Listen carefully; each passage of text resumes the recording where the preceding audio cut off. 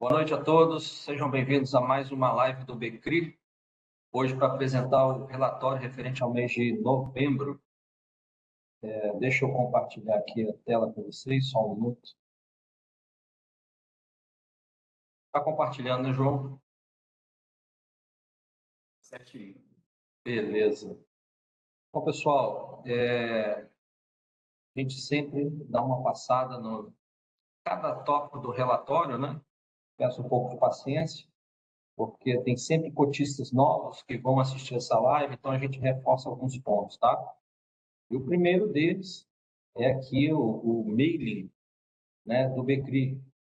Quem quiser se cadastrar, e aí fica o convite, né, se cadastrar para o mailing, só mandar um e-mail solicitando, né, o cadastro, que a gente, todas as informações referentes ao fundo que o gestor divulga, a gente também envia através desse e-mail. Outro ponto muito importante é a divulgação dessa live, né? A gente, já há um ano mais ou menos, a gente tem buscado, né, um contato mais direto com os cotistas e buscando sempre explicar o que está acontecendo no fundo, dando mais transparência, né? Então é muito importante que a gente divulgue também esse canal, né? Reforço aqui o convite para mais e mais cotistas participarem, né? A live está sendo gravada e a gente coloca aqui os links das outras lives que foram realizadas, né? Então, são avisos meio padrão, mas a gente sempre reforça porque é muito importante essa divulgação. Aqui nessa sessão é um pouco do perfil do fundo, né? O fundo tem aqui o benchmark, o gestor, né? O administrador, qual a taxa de administração. Então é sempre bom dar uma olhada, né, nessas informações, né? Principalmente quem está chegando, né, agora para acompanhar o fundo. Foram 9 emissões realizadas, mais de 43 mil cotistas. Então, a gente tem muito orgulho disso e a gente sabe o tamanho da nossa responsabilidade, né? Aqui é outro quadro, e esse quadro aqui eu acho que é muito importante, né? Existe um histórico aí de alguns meses, né? Relatórios anteriores também a gente consegue olhar mais para trás. Então, tem o acumulado desde o início, no semestre, e no mês atual, dos meses que se passaram, os últimos 6 meses. Então, é um quadro bem interessante que coloca os resultados do fundo, né? Resultado de juros, resultado que foi obtido através de investimentos em fundos imobiliários, no fundo de liquidez, né? O caixa da fundo, das despesas, né? E da distribuição. Então, esses números eles oscilam em função do número de dias úteis, né? Novembro, por exemplo, foram 20 dias úteis, quanto a outubro foram 23 dias úteis, né? Então isso faz diferença, mas é sempre bom acompanhar, né? E ter em mente essa proporcionalidade. Aqui, deixa eu reduzir um pouquinho, para caber tudo na tela. A distribuição do rendimento do fundo, no mês de novembro, foi distribuído 0,75, né, por cota, fazendo um dividend yield de 1,19, líquido de imposto de renda. O IGPM registrou no período 1,30, né, e nos últimos 12 meses uma variação positiva aí de 6,33, né? Isso reflete um pouco, né, a pressão inflacionária que a gente está vivenciando e o Banco Central tendo que aumentar taxas de juros, né, para conter a inflação. Esse é um outro quadro muito relevante, né, onde a gente tem aqui um período de 12 meses, dos últimos 12 meses, quanto é o patrimônio líquido do fundo, o valor da cota patrimonial, quanto foi distribuído de rendimento, a distribuição por cota, o valor da cota no fechamento do mercado, a rentabilidade efetiva, né, que leva em consideração ali o que distribuiu versus a cota patrimonial do fundo, um dividend yield de mercado, como a gente comentou, né, de 1,19 sobre o valor do mercado, de cotação do mercado. Né? O que seria isso, né, líquido né, num CDI líquido, né, que está 177% do CDI líquido, e se houve excedente em relação ao IGPM, né? Bom, na sequência aqui, a distribuição de rendimentos, a gente observa, né, uma distribuição de rendimentos bastante consistente no fundo, né, sem variações abruptas, né? Aqui a gente é uma sessão que a gente se dedica a falar um pouco de como, né, esses dividendos, esses rendimentos são distribuídos. Então, é interessante também a leitura, né?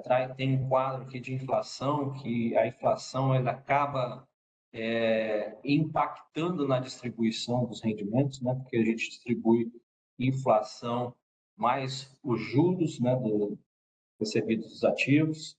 Então, a gente percebe aqui que o IGPM ele apresenta, né, uma evolução significativa nos últimos meses, né? Eu acho que isso tende a colocar um pouco mais de pressão no IPCA mais à frente, né? O IPCA um pouco mais comportado, mas ainda assim, né, bem longe do centro da meta. Essa aqui é a composição do rendimento, né? A gente teve aqui 2 centavos que contribuíram para o rendimento em função de um waiver que foi concedido pelo CRI Sendas, né? Que houve uma venda de... na verdade, simplesmente trocou de dono, mas para aprovar essa alteração, houve um pagamento de um prêmio, esse prêmio ele é revertido, né, para resultado do fundo e, consequentemente, para os cotistas, né? Que a gente fala um pouco sobre, demonstra a carteira, cada um dos ativos com respectivos pesos. Chama atenção aqui para a coluna da direita, né, que tem um status ali, onde a setinha tiquezinho verde são os CRIs que estão rodando dentro da normalidade. Esse CRI que está com um X aqui é um CRI que ele está inadimplente, quando está com X vermelho ele está inadimplente. Vamos falar dele nesse relatório mais detalhadamente, o que está acontecendo. Mas a gente percebe que há uma pulverização na carteira, né?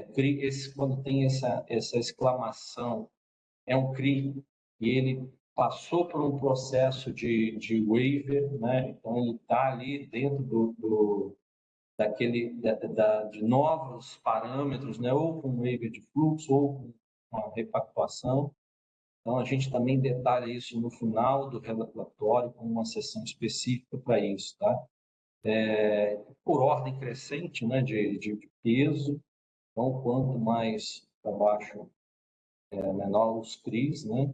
Tem aqui uma seção dos fundos de investimento, uma seção também com operações compromissadas, as legendas, né, para facilitar o entendimento.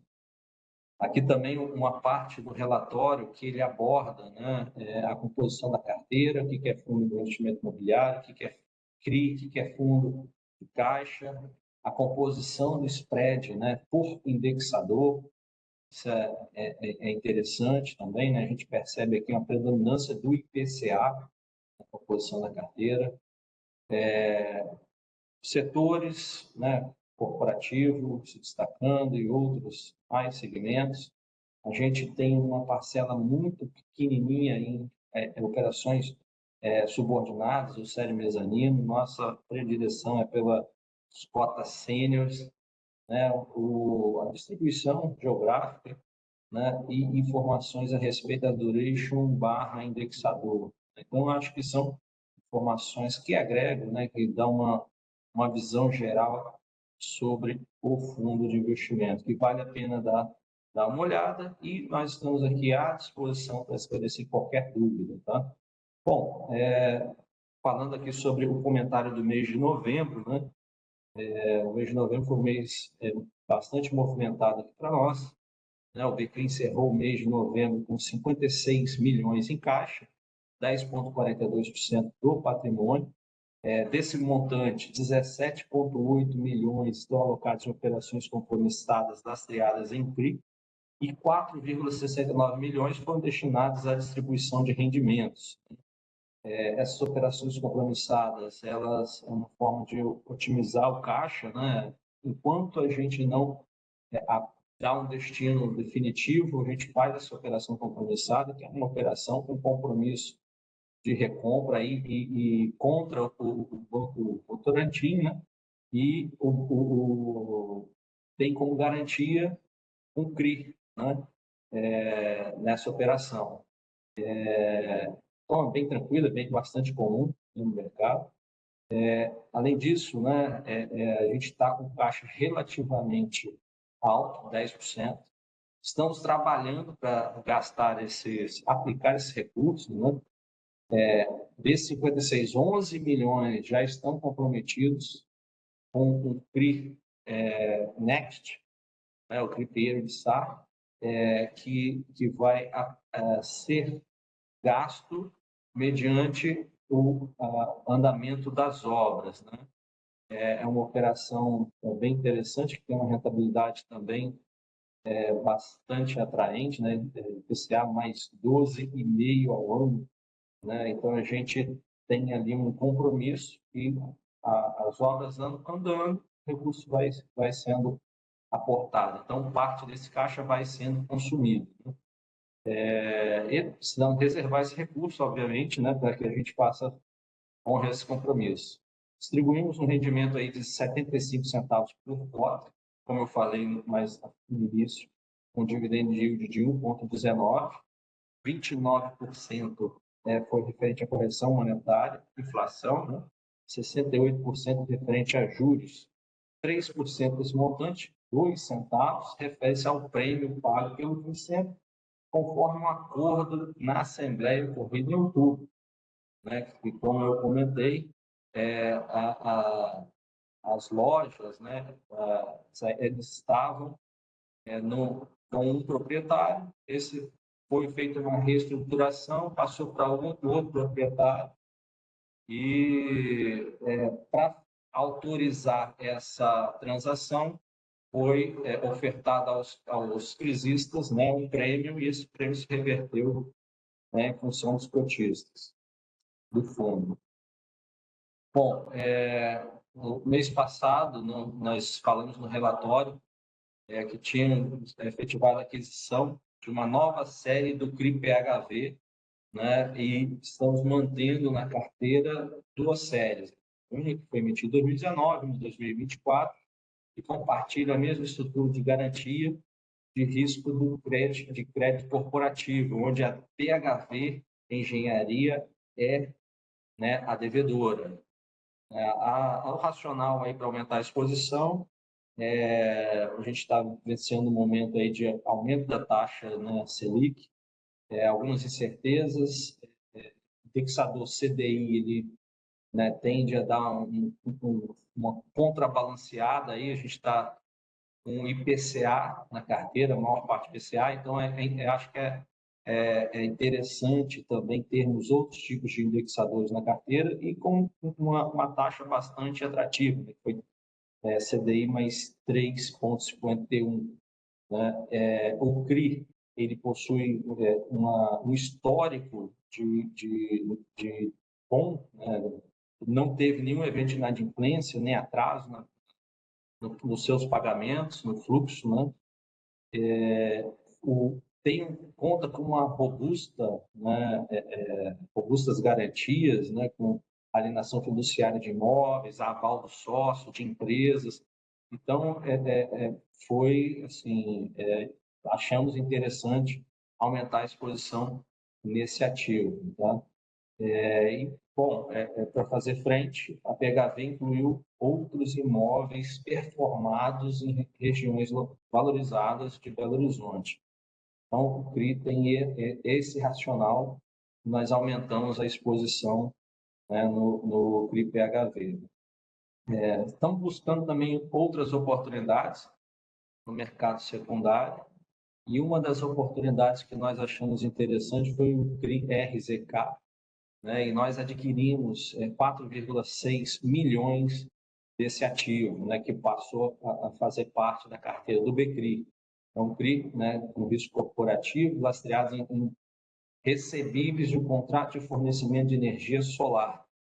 São 4 usinas, né, localizadas no interior de São Paulo, já performadas, que já tem um fluxo constante, isso é importante também, né, firmado entre a RZK e a Claro, né, e a remuneração, o IPCA mais 7,50, com juros mensal e amortização, vencimento em 2031. Né? Então, é uma oportunidade interessante, porque a gente tem uma questão do risco de obra, né? Esse CRI que não tem essa questão, já é performado, já tem o fluxo estabelecido, né? É uma devedora também interessante, né? Então, nessas condições, achamos que também é uma oportunidade de alocar recursos do fundo, né? No mercado secundário também, nós aproveitamos uma oportunidade no CRI Shopping na Bahia. É um CRI que tem um vencimento curto, né? Maio de 25, mas como a gente busca otimizar o caixa, né? E está alocado em CRI é mais interessante do que manter o recurso em caixa. Nós estamos atentos a essas oportunidades. Então, foi uma forma de alocar esse caixa, obtendo uma rentabilidade mais atrativa, né, para o fundo.